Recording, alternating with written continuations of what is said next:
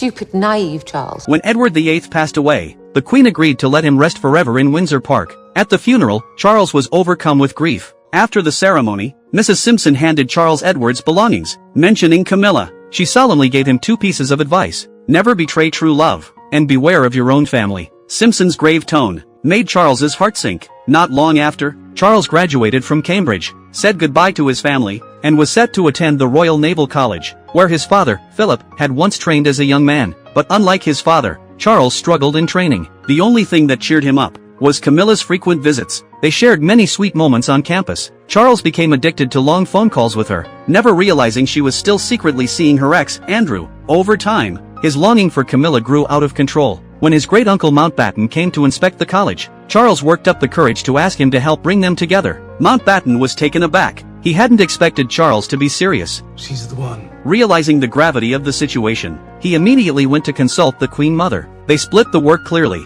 Mountbatten would order Charles to serve overseas, while the Queen Mother would push Camilla and Andrew's families to get them married quickly. When he received the posting, usually oblivious Charles suddenly caught on. An opportunity like this would never be his. He rushed back to Buckingham Palace, storming in to confront his mother. He accused her outright, thinking she had deliberately broken them apart. But the Queen looked utterly baffled. She truly had no idea. After Charles left, Elizabeth pieced it together, and immediately had her secretary summon the Queen Mother and Mountbatten. Hearing their explanation, at first she couldn't understand why they had to end Charles's relationship. She even supported her son's choice. But when Princess Anne returned, and the group sat down to talk, Mountbatten explained the seriousness of the matter to her, hoping she'd speak honestly.